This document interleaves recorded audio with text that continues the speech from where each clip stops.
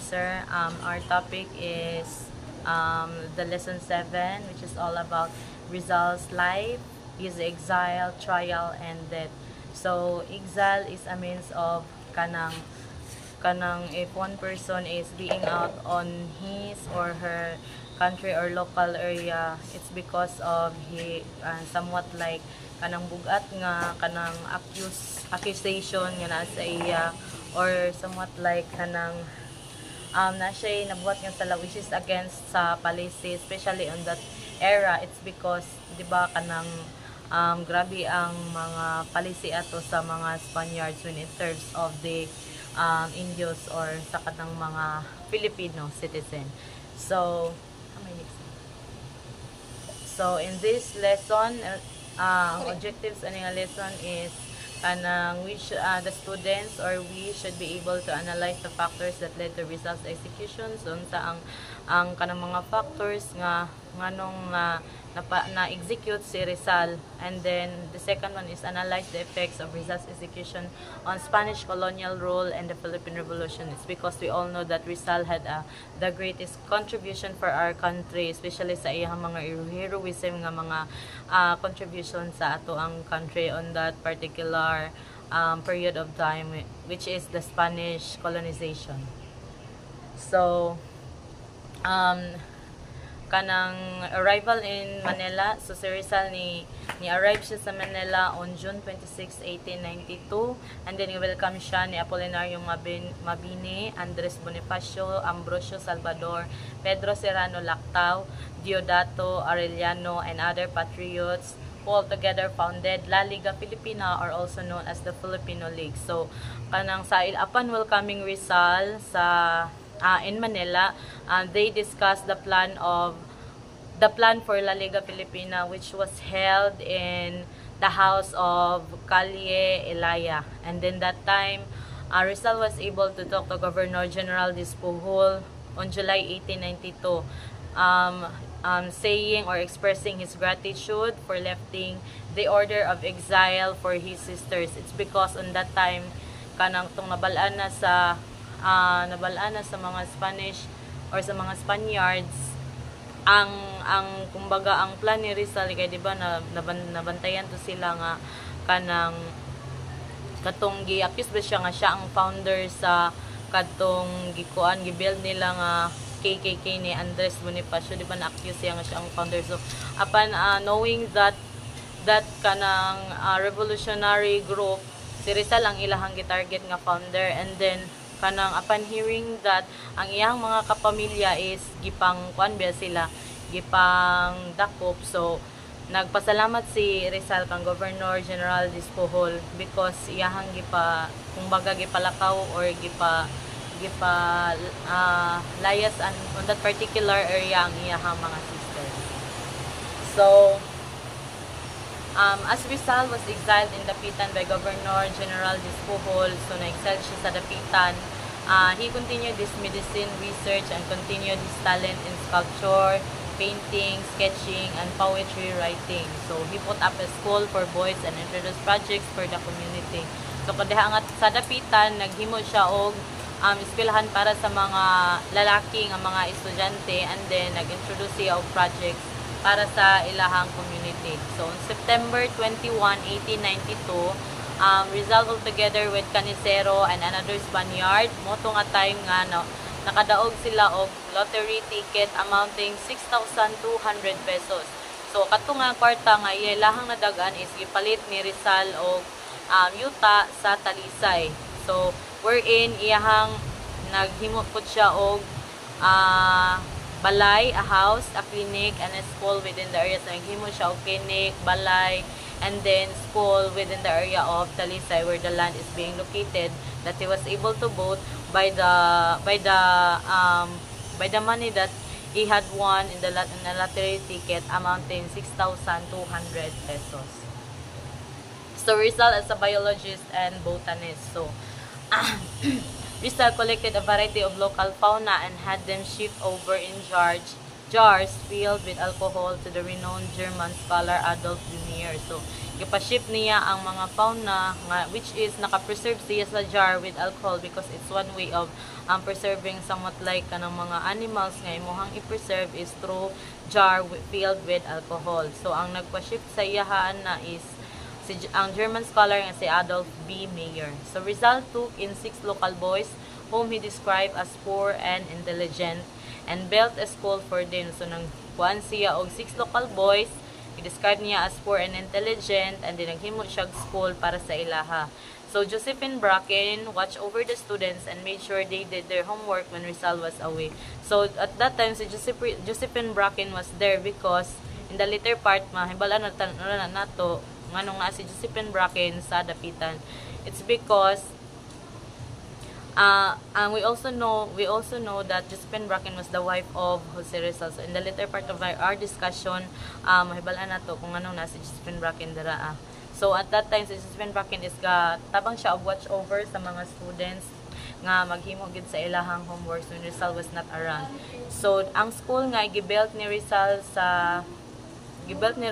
is ang iyahang curriculum model is after siya sa German gymnasium. So ang students is ginatudloan sila og arithmetic, geometry, Spanish, English, French, German, fencing and wrestling, and even boxing. So the next, so mo ni siya ang kanang katong mga gipa ship over ni Rizal, which is the Draco Rizali or the flying lizard. So Rizal as ophthalmologist and engineer. So kanadaghan biya siya og kanang mga human nga mga kurso, but then we all know that si Rizal is an ophthalmologist. Ang iyahan ang gipurso nga specialization in medicine is because of his mother's cataract sa mata sa iyahang mama. So mo nang iyang gipurso ang ophthalmology. So mo tong nahimo siyang ophthalmologist. So Rizal had been known to be one of the best ophthalmologists. So nanuol siya as one of the best ophthalmologists, and then nakadungog anang balita si George Stauffer, who had an eye ailment, together with her adopted daughter Josephine Bracken. So diri anang part is moong na sa dapitan si Josephine Bracken is because giuban siya sa iyahang adoptive father nga si George Stauffer, who happened to have an eye ailment. So gusto niya nga magpatambal kang Jose Rizal because one of the best known to kuan man siya ophthalmology. So from Hong Kong travel sila to Dapitan because Rizal was in Dapitan on that time. And then on that time si Rizal nakadevelop siya attraction kan Josephine, and soon they became husband and wife. So even though naay nanggi against sa ilahang sa ilahang love story sa ilang mga relatives, sa papa ni Josephine Bracken, but then again nahimo silang husband and wife. So as an engineer also, si Rizal with ang iyahang estudyante, Rizal students, he invented a water system that gave the town people water for their drinking and irrigation. So ang iyahang estudyante is naghimo og water system para naay mainom ang mga tao dito, and then nagkuan pud sila og irrigation. And also he also helped the people in putting up lampposts in every corner of the town. So sa ato pa karon nga panahon is nagpa-build up siya og street lights para na hayag ang suga kung naay manggi lakaw sa ilahang dalan sa ilahang area. After sir, this is the continue of report of Ate Jnelinda, the Rizal, Exiles, Trials, and death. When revolution commenced in Manila in 1896, Dr. Pio Valenzuela, together with Raimundo Mata, and a blind man with City Rizal in Dapitan, to narrate to him the founding of Katipunan and its plan for revolution. So nagsugod ang revolution nito sa 1896. Si Dr. Pio Valenzuela, nagiuban niya si Raimundo Mata, usa ka putal nga nibisita kang Rizal dito sa Dapitan aron na magmando sa aron isaysay kaniya nga ang pagplano sa ang pagtukod sa katipunan ug ang plano niini alang sa revolusyon. For a while, Rizal sends letter to Governor General Ramon Blanco from 1894 to 1895. So, si Rizal nag-send siya letter kang Governor General Ramon Blanco ngadto gikan sa 1894 to 1895. He wanted his case be reviewed and Blumerate proposed that Rizal may offer his services and sojourn to the Spanish government in Cuba to end his exile. At that time, Cuba was also a colony of Spain and was ravaged by a yellow fever epidemic. On July 30, 1896, Governor General Ramon Blanco granted Rizal's request to go to Cuba. So, ngadto sa July 30, 1896, nag-request si Governor General Ramon Blanco nga nag-request siya kang Rizal na moadto sa Cuba. Plot against Rizal. When he arrived at the port, Governor General Disposal told Rizal that there was a command to return him back to Manila. So, sa padung na sila sa pantalan, si Governor General Disposal of Sal nagtungod na si Rizal mubalik na dito sa Manila. Rizal was arrested while on his trip at the Mediterranean Sea. Si Rizal gi-aresto ni dito sa Mediterranean. Gidakop siya dito sa Mediterranean. He was put into prison in Barcelona, Spain, was brought back to the Philippines. So dito siya gibutang sa kulungan sa Barcelona, Spain para dalhon og balik ngadto sa Philippines. Safety guarded while on the way from Barcelona to Manila. Rizal reached the capital on November 3, 1896 and was soon brought to be imprisoned at Fort Santiago. So, gibantayan yun og maayo si Rizal padulong kaigikan sa Barcelona padulong sa Rizal. So, on November 3, 1896